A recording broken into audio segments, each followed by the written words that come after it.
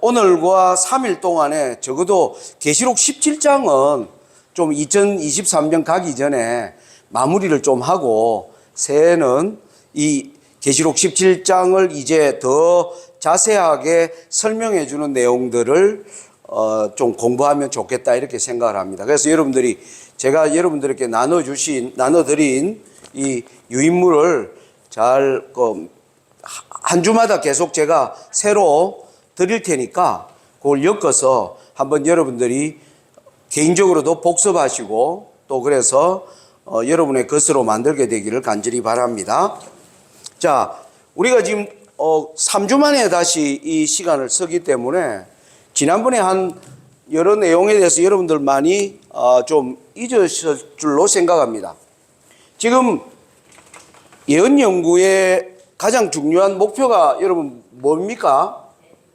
계시록 17장 연구를 왜 해야 되는가? 그 이유를 먼저 여러분들에게 제가 말씀드렸습니다.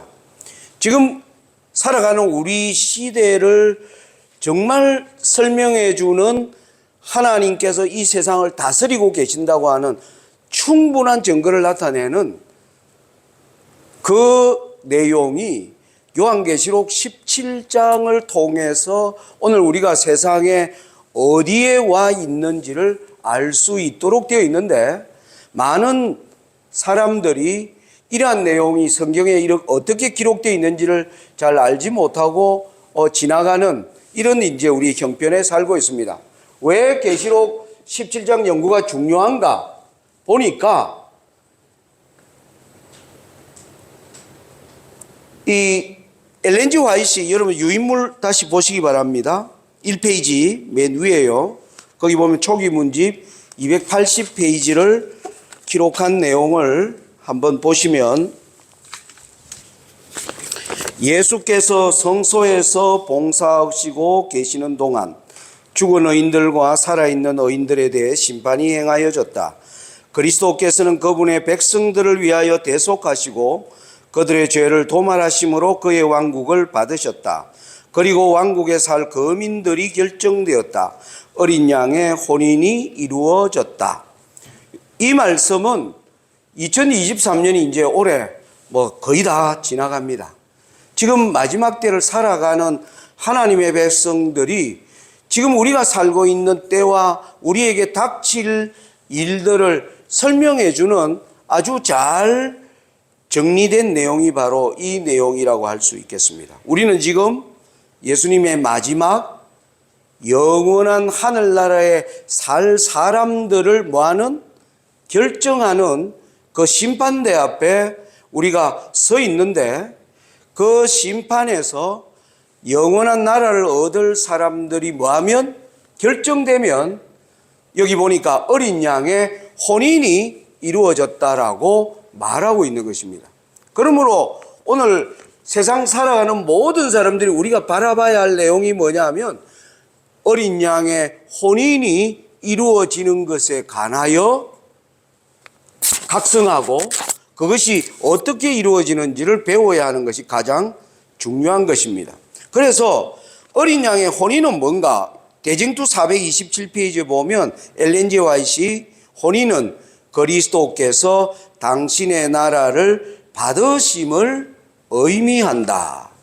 자, 성경이 말하는 오늘날 마지막 때에 가장 중요한 사건이 뭐냐면 하늘에서 이루어지는 어린 양의 혼인이라고 하는 사건이 가장 중요한 사건입니다.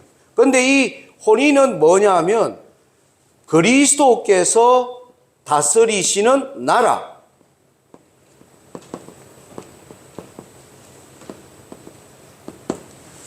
여러분 지난주만 하더라도요 우리 봉화 산내에요 개나리가 폈어요. 예. 그래가 꽃들이 헷갈린 거예요, 그죠? 한 열흘 동안 15도씩 쫙 햇빛이 쬐니까 야 올해는 봄이 빨리 왔나 이러고 뭐 했습니까? 꽃망울을 다 터뜨리지는 않았는데 나무 중에서도 좀 조급한 놈들이 있는 것 같아요. 사람도 성질 급한 사람이 있는 것처럼 나무들도 성질급한 놈들이 아마 또 성질급한 개구리도 튀어났다고 어떤 사람이 얘기하는 걸 제가 보았습니다. 자연의 지금 모든 조화가 지금 뭐 하고 있습니까? 깨어지고 무질서 자체로 지금 진행되고 있는데, 이 모든 무질서한 세상을 뭐 하시는, 끝내시는 하나님의 나라가 도래하는 사건을 성경은 뭐라고 얘기한다고요? 어린 양의 혼인이라고 이야기한다는 것입니다. 그래서 어린 양의 혼인이 이루어지는 것을 하나님께서 언제 이루어지는지를 예언으로 하나님이 나타내 보이셨는데, 그것이 여러분 다니엘 7장이 보여주는 예언을 보니까 다니엘 7장에 하나님께서 8개의 이상을 보여주신 것을 보게 됩니다. 우리 재림교회는 다니엘 7장에 나오는 사자, 곰, 표범, 10뿔 가진 짐승, 작은 뿔, 1798년 이전에 일어난 나라들과 1798년 이후에는 3개의 이상이 나타나 있었습니다. 하늘에서 뭐가 일어나고요? 심판이 베풀어지는 장면, 그리고 땅에서 짐승들이 다시 때를 기다리고 있는 장면, 그리고 마지막 이상이 인자가 나라를 받는, 바로 이것이 어린 양의 혼인이다. 그래서 다니엘 7장을 보면 1798년 이후를, 여러분 세상은 마지막 때라고 그러는 거 여러분 아시죠? 마지막 때에 3개의 이상을 하나님은 우리에게 말씀하고 있다. 자, 그 이상을 따라 계시록도 마지막 때의 이상에 보니까 3번에 이르렀다는 말이 등장하는 걸 보았습니다. 계시록 14장 7절에서 심판의 때가 이르렀다고 하는 말씀, 그리고 18장 10절로 가면 음녀의 심판이 이르렀다라고 하는 말씀, 그리고 계시록 19장 7절에 어린 양의 혼인 기약이 이르렀다고 하는 이 내용들을 우리가 볼 때 다니엘과 계시록이 함께 강조하고 있는, 마지막 때를 살아가는 저와 여러분들이 반드시 알아야 하는 3가지 정거장이 있다는 겁니다. 제가 자주 얘기하죠. 재림은 뭐와 같다? 여행과 같다. 그런데 이 여행은 한 번도 가보지 않은 여행입니다. 이 여행의 목적지가 어디예요? 어린 양의 혼인이 이 여행의 목적지입니다. 그러면 마지막 목적지가 가까웠다는 걸 알리는 2개의 예언이 있더라. 그것은 뭡니까? 심판이 이르렀다는 말과 심판이 이르렀다는 말이 이 목적지에 가까이 왔다는 것을 알리는 것입니다. 제가 봉화에서 언제나 올 때마다 가장 가까운 목적지로 찍는 게 뭐 어디냐 하면 경동대학이에요. 경동대학. 그래서 저 집에서 경동대학을 딱 눌러. 그러면 집에서 딱 270km 이렇게 딱 찍혀 나옵니다. 그래서 드디어 이게 뭡니까? 50km 남았다, 40km 남았다, 10km 남았다. 드디어 경동대학이 나타나면 저희 집사람도 이제 뭐 하는 겁니까? 내리려고 짐을 준비합니다. 그러니까 하나님의 예언이 마지막 목적지인 어린 양의 혼인에 우리가 얼마나 가까이 다가와 있는가를 설명해 주기 위하여 마지막 때에 크게 3가지 이정표를 세워놨다는 겁니다. 꼭 기억하십시오. 첫째 이정표가 뭐라고요? 심판이 이르렀다. 그리고 2번째가 짐승의 음녀의 심판이 이르렀다. 그리고 나면 곧 어린 양의 혼인에 다다르게 된다. 이게 이제 예언이 가르치는 중요한 내용이다. 이걸 여러분 꼭 기억하시기 바랍니다. 자, 그래서 하나님께서 이렇게 말씀해 주시고는, 여러분 2페이지 보세요. 2페이지 보시면 중간에 제가 마지막 때에 주어진 예언의 초점, 거기 보면 제가 주기도문을 써놨습니다. 나라가 임하옵시며 뜻이 하늘에서 이룬 것 같이 땅에서도 이루어지이다. 예수님이 우리에게 주기도문을 가르쳐 주셨어요. 그 주기도문의 중요한 핵심 사상이 뭐냐면 하나님 나라가 임하기를 기도해라. 그런데 하나님 나라가 임하려면 그 뜻이 하늘에서 이룬 것 같이 땅에서도 이루어지는 걸 통해서 하나님 나라가 뭐예요? 이 땅에 임한다. 이걸 우리에게 알려주셨는데, 요한계시록에 보니까 17장 1절과 3절과 계시록 21장 9절과 10절이 보여주는 이 대칭이 심상치 않은 내용을 담고 있는 것입니다. 똑같이 7 대접을 가진 7 천사가 나타나서 요한에게 이리 오라고 말씀하시면서 계시록 17장에는 음녀를 보여주고 계시록 21장에는 어린 양의 아내를 보여줍니다. 그러면서 하나님의 성령께서 요한을 데리고 가서 이제 두 여자, 바로 음녀는 큰 성 바벨론이라고 하는 칭호를 가지고 있고, 그리고 또 한 여자, 어린 양의 아내는 거룩한 성 예루살렘이라고 하는 칭호를 가지고 있는 것입니다. 그래서 우리가 이 계시록 17장과 계시록 21장을 이제 어떻게 이해하느냐 하면, 아까 주기도문에 하늘에서 하나님 나라가 임하기 위해서는 뜻이 하늘에서 이룬 것 같이 땅에서도 이루어지는데, 바로 계시록 21장에 하늘에서 한 일이 이루어지는 것과 같은 대칭적인 사건을 땅에서는 뭘 보여준 거예요? 음녀를 보여주었다. 그래서 이 음녀를 잘 뭐하면? 공부하면 바로 하늘에서 마지막 일들이 어떻게 이루어지는지를 알 수 있도록 하나님께서 우리에게 예언을 그렇게 전개하고 계신다. 자, 그러니까 계시록 17장 연구가 뭐 한 겁니까? 중요해지는 겁니다. 그래서 계시록 17장을 여러분 3페이지로 넘기십시오. 그래서 우리가 이제 계시록 17장을 한 장이 아니고 지난번에 5장 드렸잖아요. 예, 그걸 안 가져오셔서 그런 거예요. 그걸 다음 주에 꼭 챙겨 오십시오. 자, 그래서 우리가 계시록 17장을 연구하면 마지막 목적지에 대한 선명한 뭐 하는 겁니까? 그림을 이해할 수가 있다는 사실입니다.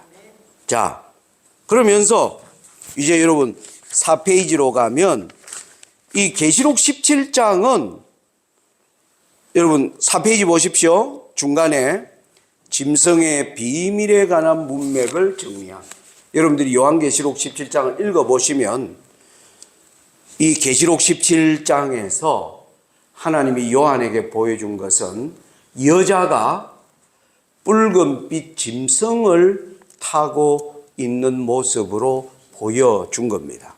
그러면서 계시록 17장의 8절부터 13절에 보면 여자를 태우고 있는 짐승의 비밀에 관하여 뭐 해주겠다? 감사합니다 목사님, 알려주겠다라고 되어 있어요. 자, 우리 그 내용을 읽어보겠습니다. 4페이지요. 이 종이가 없는 분은 계시록 17장 8절부터 13절을 보시면 됩니다. 제가 한 절 읽고 여러분들 한 절 읽겠습니다. 너가 본 짐승은 전에 있었다가 지금은 없으나 장차 무적행으로부터 올라와 멸망으로 들어갈 자니 땅에 사는 자들로서 창세 이후로 그 이름이 생명책에 기록되지 못한 자들이 이전에 있었다가 지금은 없으나 장차 나올 짐승을 보고 놀랍게 여기리라. 지혜 있는 뜻이 여기 있으니 그 일곱 머리는 여자가 앉은 일곱 산이 또 7 왕이라 5은 망하였고 하나는 있고 다른 하나는 아직 이르지 아니하였으나 이르면 반드시 잠깐 동안 머무르리라. 전에 있었다가 지금 없어진 짐승은 8째 왕이니 7 중에 속한 자라. 그가 멸망으로 들어가리라. 전에 너가 보던 10뿔은 10왕이니 아직 나라를 얻지 못하였으나 다만 짐승과 더불어 임금처럼 일시 동안 권세를 받으리라. 그들이 한 뜻을 가지고 자기의 능력과 권세를 짐승에게 하라. 예, 여러분 이 지금 읽어보면 뭔 소리인지 모르겠는데 이 내용이 굉장히 중요합니다. 그래서 여러분들이 먼저 이 내용의 문맥을 여러분의 머릿속에 정확히 이해하는 것이 중요합니다. 해석은 일단 그 이후에 이루어지는 거고요. 그래서 내용을 딱 보니까 여러분 4페이지 그 밑에 제가 써놨죠. 여기 짐승의 비밀에서 주인공은 누구냐면 8째 왕이에요. 왜냐하면 요한에게 여자를 태우고 있는 이 짐승을 뭐라고 얘기하냐면 그 짐승은 전에 있었다가 시방 없으나 장차 무정행에서 일어날 자라고 얘기한 거예요. 그리고 여자를 태우고 있는 짐승의 정체가 드러났습니다. 여자를 태우고 있는 짐승이 따라해 보세요. 전에 있었다가 지금은 없는데 장차 무정행에서 올라온다. 예, 이게 여자를 태우고 있는 짐승에 관한 설명이에요. 그런데 그 위에 보니까 전에 있었다가 시방 없어진 짐승은 8째 왕이라는 거예요. 그러니까 곧 여자를 태우고 있는 짐승이 뭐라고요? 8째 왕이라는 것을 우리가 여기서 알자 이 말입니다. 무슨 말인지 알겠습니까? 그래서 짐승의 비밀에서 주인공이 누구냐면 8째가 주인공이에요. 8째가.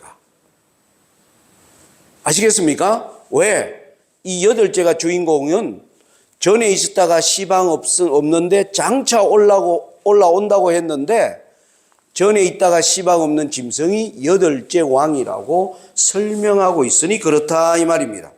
그래서 자 여러분 4페이지 그 밑에 보면 장차 나올 짐승 이 8째는요 무적행에서 올라온다라고 되어 있고 또 8째는 어디에 속했다고요? 7 중에 속했다라고 얘기하는 겁니다. 자, 그러니까 이제 오늘 이제 강의에 이제 본격적으로 들어가게 되겠습니다. 자, 여자를 태우고 있는 짐승에게 7머리가 있었어요. 7머리. 7머리는 이 세상에 일어날 7 왕, 7 나라다라고 설명한 거예요. 그래서 그 나라를 설명하는데 우리 공부했습니다. 5 나라는 옛날에 있었고 과거로 나타났습니다. 6째는 있고 지금 있다는 거예요. 현재로 나타났고 7째는 다른 이로 설명되었는데 아직 왔다 안 왔다? 안 왔다. 그러면 과거, 현재, 미래에 어디에 속합니까? 예, 7째는 미래에 속하는 거예요. 근데 7머리에 그 다음에 뭐가 있어요? 8째가 있는 거예요. 그럼 8째는 이봉룡 집사님 과거, 현재, 미래 중에 어디에 속하겠습니까? 예, 당연히 7째가 미래니까 7째 다음에 뭐 한 거예요? 일어나니까 미래에 해당되는 것입니다. 자, 그래서 우리가 여기서 알 수 있는 게 뭐냐면 요한계시록의 7머리는 사실은 순서인데 이 세상에 일어나는 순서를 나타내는데 뭘 설명하기 위하여? 8째가 일어나는 걸 뭐 하기 위하여? 설명하기 위하여 등장하고 있는 것입니다. 무슨 말인지 아시겠죠? 그래서 목적지인 8째를 우리가 정확히 이해하려면 앞에 7개의 이 설명되어 있는 정거장을 정확히 이해하는 것이 필요하다. 아시겠습니까? 여기까지 우리가 공부한 겁니다. 5페이지로 넘어가세요. 이게 중요하기 때문에 제가 여러분들에게 자꾸 반복해서 말씀드리는 겁니다. 자, 그런데 이 해석을 여러분 사단이 이 해석을 정확히 하는 것을 사단이 원할까요? 원하지 않을까요?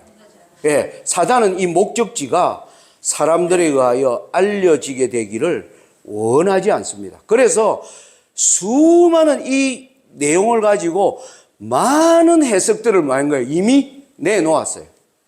사람들이 그래서 굉장히 이 내용을 난해하게 생각하는데 결코 난해하지 않다는 겁니다. 자, 오늘날 대표적으로 나오는 내용이 여러분 5페이지 보면 하나는 있고라고 하는 여섯 번째가 현재니까 여섯째를 어디로 해석하느냐가 굉장히 중요해지는 것이에요.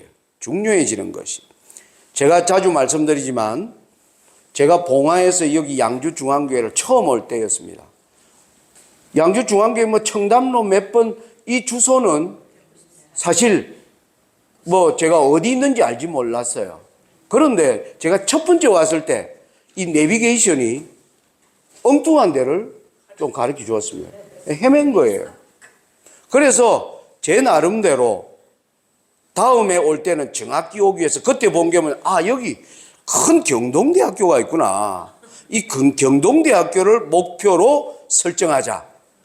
그렇게 이제 하니까 경동대학은 찾기가 쉬워요, 안 쉬워요? 예? 길에서도 크게 보이는데 이 양주중앙교회는 자칫하면 뭐 할 수 있습니까? 지나갈 수가 있는 것입니다. 그래서 이 목적지를 설정하는 게 굉장히 중요했다는 거예요. 그러니까 하나님께서 오늘 우리의 이 최종 목적지인 8제를 정확히 가기 위해서 6제로 등장한 현재 네가 있는 이 지점을 정확히 찾는 게 중요한 것입니다. 무슨 말이에요? 내가 양주중앙교회로 오려면 반드시 뭐가 지나야 돼요? 경동대학이 나타나지 않으면 저는 지금 엉뚱한 데가 있는 것입니다. 그렇습니까? 안 그렇습니까? 예, 그와 같다 이 말입니다. 제가 하는 말 무슨 말인지 이해되시죠? 그래서 이 6제를 오늘날 많은 사람들이 로마라고 왜? 요한계시록이 기록되던 당시가 뭡니까? 로마이니까 6제는 로마 아니냐 이렇게 보니까 예언이 뒤틀리기 시작하는 것입니다. 그 왜 뒤틀리는지는 제가 설명드렸기 때문에 오늘 넘어갑니다. 그래서 로마가 아니면 왜? 이 예언은 마지막 때에 관한 예언이거든요.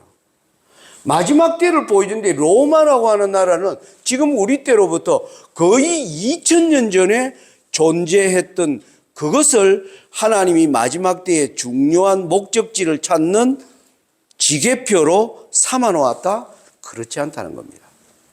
그래서 보니까 여러분 생각해 보세요. 여기서 우리가 이제 생각해야 될 게, 자, 여러분 잘 보세요. 여자를 태우고 있는 짐승을 설명할 때 과거, 현재, 미래가 나왔어요, 안 나왔어요? 과거, 현재, 미래 나죠. 왜? 전에 있었다가 지금은 없으나 장차 무적행에서 올라온 과거, 현재, 미래가 등장하잖아요. 그죠? 거기에 현재를 주목하면 돼요. 짐승을 설명하는데 현재는 언제입니까? 지금은 없다라는 게 현재예요. 무슨 말인지 아시겠습니까? 예. 자, 다시 말씀드립니다. 여자를 태운 짐승을 설명하는 데서 이 내용도 과거, 현재, 미래로 설명되어 있다는 거예요. 전에 있었다가 과거죠. 지금은 없고 현재는 없다는 거예요. 장차 무적행에서 올라온다. 미래로 나오잖아요. 그래서 여자를 태우고 있는 짐승을 설명하는 방식이 과거, 현재, 미래로 설명하고 있다는 거죠. 자, 그런데 7머리도 과거, 현재, 미래로 설명되어 있잖아요. 5은 예전에 있었다. 그죠? 5은 있었고, 6제는 있고, 7제는 아직 이르지 않았다. 과거, 현재, 미래로 되어 있잖아요. 여러분, 그래도 이해가 안 되는지 좀 끔뻑끔뻑합니다. 이 표정이. 여러분, 좀 브레인스토밍을 좀 하시기 바랍니다. 이게요.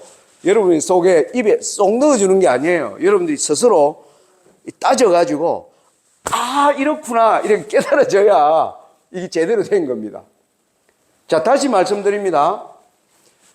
계시록 17장을 증거해 주시는 하나님께서 어떤 방식을 쓰고 있느냐 하면 과거, 현재, 미래라고 하는 방법으로 쓰고 있다는 거예요. 여자를 태우고 있는 짐승이 전에 있었다. 지금은 그런데 없다. 장차 무적행에서 올라온다. 이렇게 기록되어 있는 거예요. 그럼 여기서 현재는 어디입니까? 지금은 없다는 게 현재잖아요. 그래요, 안 그래요? 이해되시죠? 자, 그런데 7머리를 설명하는 것도 5은 전에 있었다. 5은 전에 있었다. 그러니까 과거로 6째가 지금 있다는 거예요. 6째가 지금 있다. 7째는 아직 이르지 않았다. 그러니까 6째 현재가 어딘지 알려면 지금은 없다는 걸 알면 이 현재가 언제인지 알 수 있는 것입니다. 무슨 말인지 아시겠어요? 자, 그러면 여러분, 이 세상에 하나님 나라를 대항하는 나라들 중에 전에 있었다가 지금 없고 장차 일어나는 존재는 누구밖에 없어요? 교황권밖에 없습니다. 이 세상에 바벨론, 페르시아, 그리스, 로마라는 나라들이 일어났는데 전부 이전에 있었다가 망하고 나서 지금도 없고 이후에도 없어요. 그래요, 안 그래요? 오늘날 세상을 다스리는 미국이라는 나라는 옛날에는 있었는데 지금 있지만은 장차 일어나는 나라도 아니에요. 그러니까 하나님을 대항해온 세력들 중에 전에 있었다가 지금은 없는데 장차 일어나는 건 뭐밖에 없습니까? 교황권밖에 없어요. 무슨 말인지 알겠습니까? 자, 그러면 교황권이 전에 있었다. 교황권이 전에 언제까지 있었어요? 교황권이 1798년까지 있었어요. 그죠? 그리고 나서 상처를 받고 뭐예요? 잠깐 없어졌어요. 이게 바로 없어진 때입니다. 1798년 이후가 지금인 것이에요. 계시록 17장이 말하는 지금은 로마 당시가 아니라 1798년 이후를 뭐라고 말하고 있다? 지금이라고 말하고 있다는 것입니다. 이해되세요? 이해가 안 되면 내일 안식일 오후에 저하고 개인적으로 좀 해결을 하도록 하겠습니다. 자, 그렇게 하면 여러분 보세요.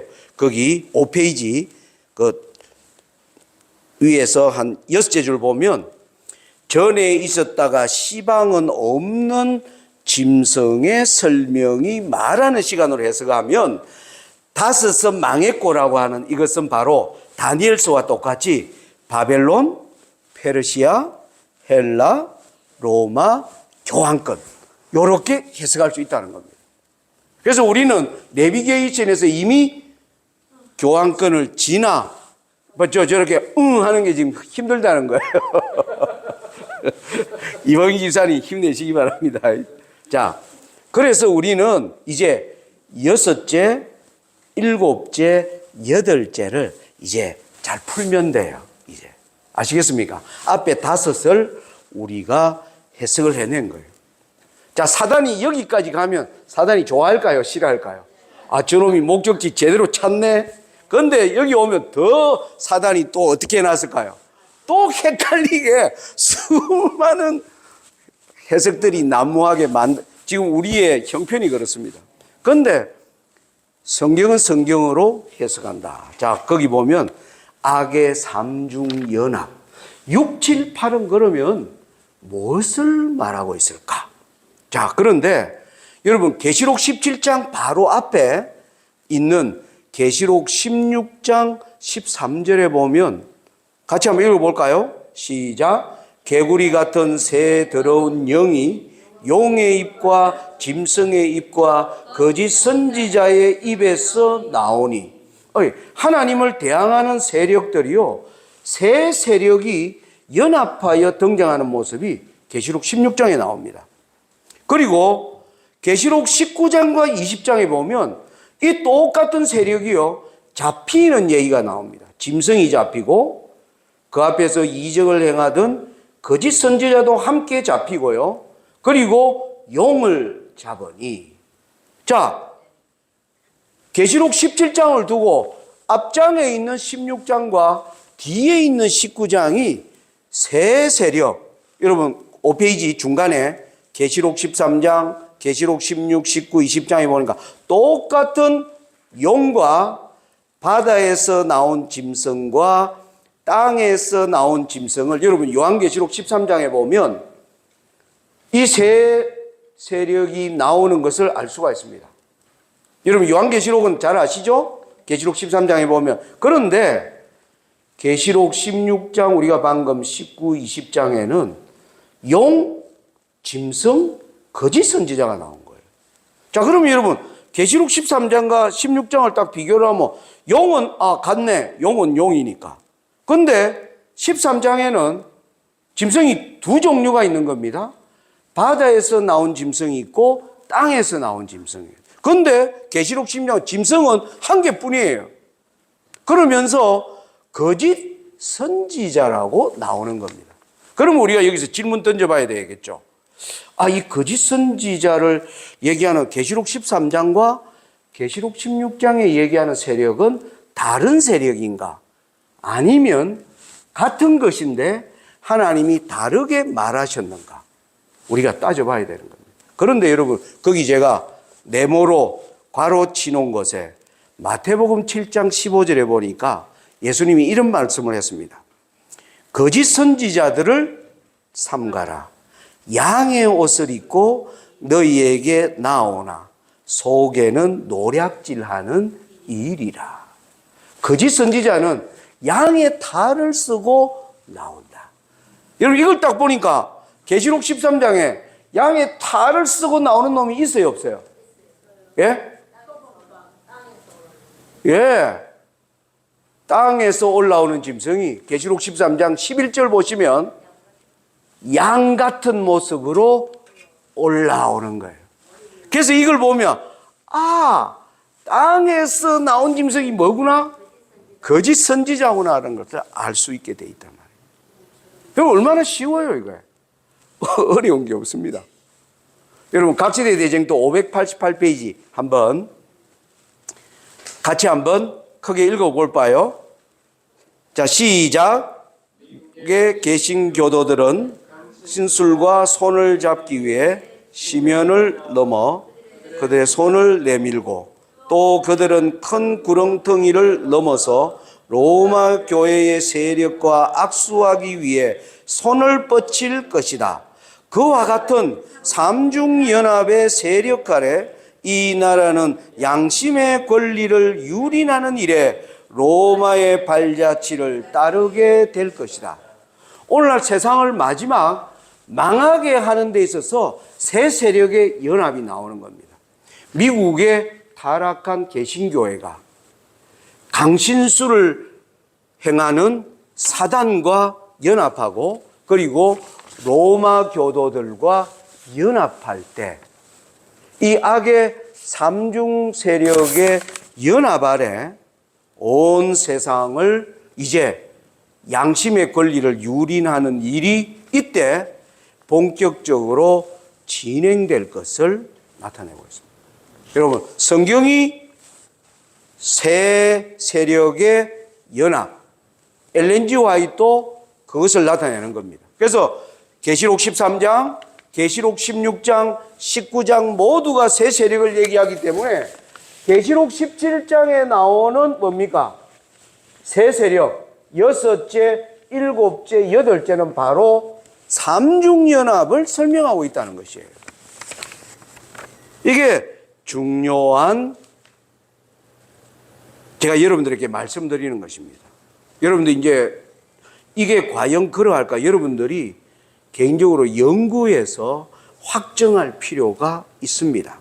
자, 요걸 구체적으로 보여주는 게 뭐냐면 제가 계시록 13장 11절부터 15절의 내용을 여기 적어놨죠.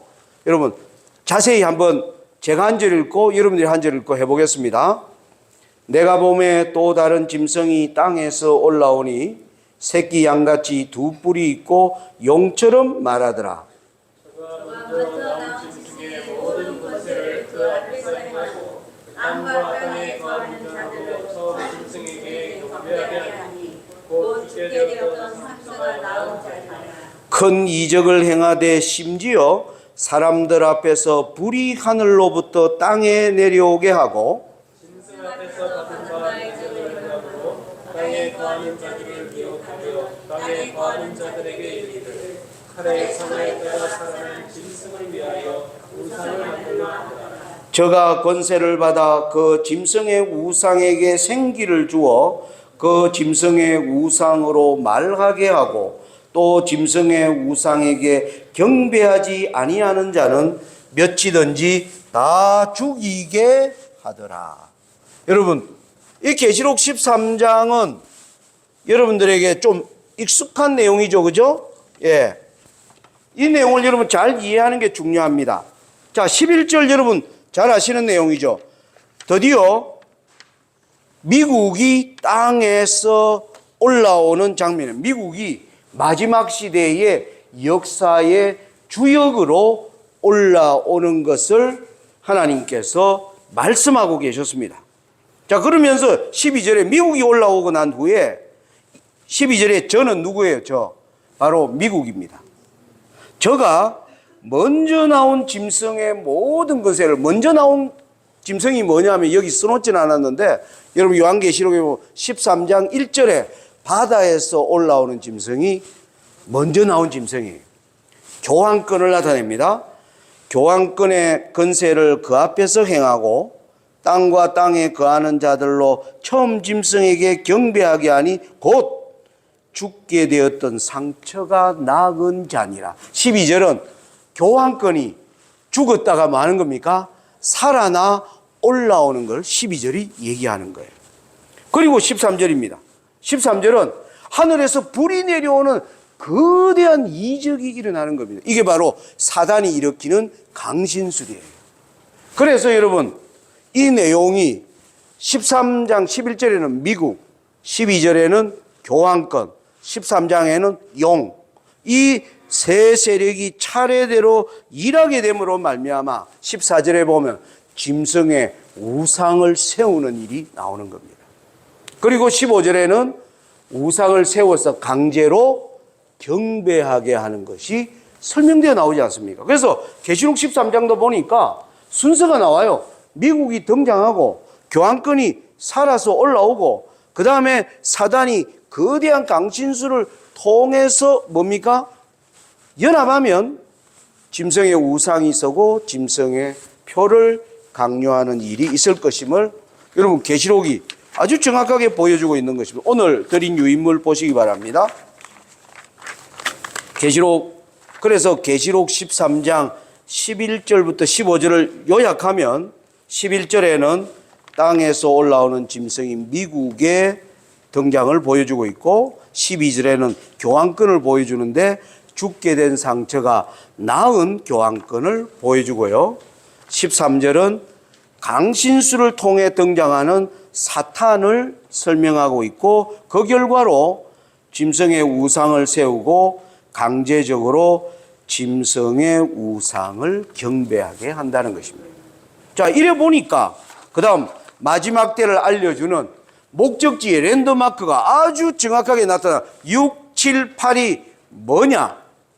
자, 거기 제가 보니까 이제는 거짓 선지자가 뭐라는 걸 확인했습니까? 미국이 거짓 선지자고 짐승은 죽게 된 상처가 나온 교황권이고 용은 사탄임을 알 수가 있는 것입니다. 이렇게 해석이 된다는 건 제가 오로지 뭐로만 풀었습니까? 성경으로만 푼 겁니다. 여러분 굉장히 쉬워요 이게 사실은요. 그런데 제가 이렇게 쉽게 푸는데요 심정이 더 걸렸습니다. 왜 그랬을까요? 이렇게 쉬운 줄 몰랐어요. 많은 데를 헤매고 돌아다니다가 자 그런데 여러분 이제 좀 여러분들이 오늘 강의를 이제 마치 이제 666과 악의 삼중연합. 바로 오늘날 마지막 때 우리가 밝혀져야 될 게 뭐냐면 666이 뭐냐? 666이 뭐냐?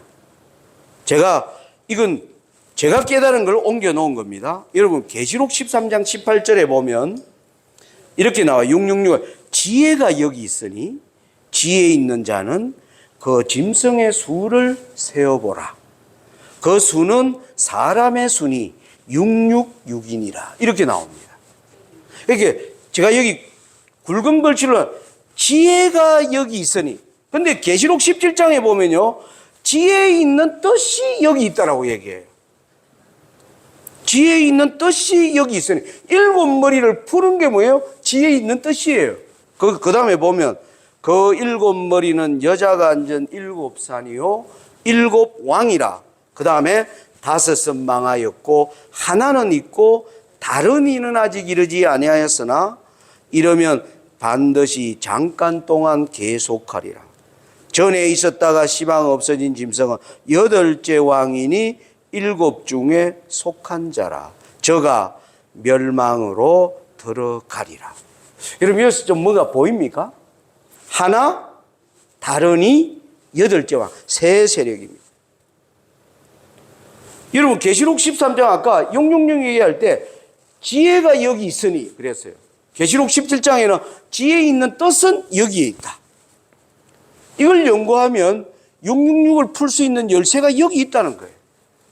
그걸 보니까 여러분 제가 맨 밑에 왜 미국 교황권 사단 이 세 세력이 연합하는 걸 나타내는 수가 바로 666이에요. 왜요? 6-1, 6-2, 6-3으로 등장한다는 것입니다. 여러분 자, 여러분 보세요. 다섯이 있어요. 우리 이미 다섯을 지났습니다. 하나는 있고 이게 여섯 번째예요. 여섯 번째. 그런데 그 뒤에 등장하는 게 일곱 번째로 등장하는 게 아니라 여섯째와 뭐합니까? 연합하러 등장하는 겁니다. 그러니까 미국은 6-1이라고 할 수 있고 연합하러 나오게 6-2 그리고 세 번째로 등장하는 게 이게 이제 제가 설명하는 방식이에요. 그럼 이게 다 뭡니까? 6. 이 해석은요, 완전하다고 저 안 믿어요, 솔직히. 그런데 제 눈에는 이렇게 정확히 이해가 됩니다. 제가 이걸 많은 사람들한테 얘기하는데, 신기하다, 이런 얘기를 사람들이 많이 이거는 좀 엘렌 G 화이트 짐승의 표에 대해서는 앞으로 밝혀져야 될 부분이 있다라고 말씀했는데, 엘렌 G 화이트가 그 얘기를 한 지 우리는 100년이 지나간 때를 살고 있습니다. 저는 제가 아는 666은 바로 악의 삼중연합을 나타내는 숫자입니다. 보세요. 계시록 13장에 우리 다시 보면 지혜 있는 자는 그 짐승의 수를 세어보라 그랬잖아요. 계시록에 보면 나오는 짐승의 수를 세어보면 짐승이 3마리밖에 안 나와요. 용, 바다에서 나오는 짐승, 땅에서 나오는. 그래서 짐승의 수를 세어보면 3마리네? 그런데 그 수는 사람의 수다. 여러분, 사람이 창조주간에 몇째 날 태어났습니까? 예, 사람은 6이라는 숫자를 가지고. 왜? 사람이 하나님과 연합하지 않으면 7이 되지 않아요. 그죠? 사람이 하나님을 연합하지 않으면 여전히 6의 존재로 있게 됩니다. 이 세력들은 하나님과 연합해요, 안 해요? 안 하기 때문에 그들은 6으로 남아있는 세력입니다. 그래서 이 세력들이 삼중으로 뭐한다? 연합한다는 것을 나타내는 것이 바로 6. 아무튼 자, 오늘까지의 내용을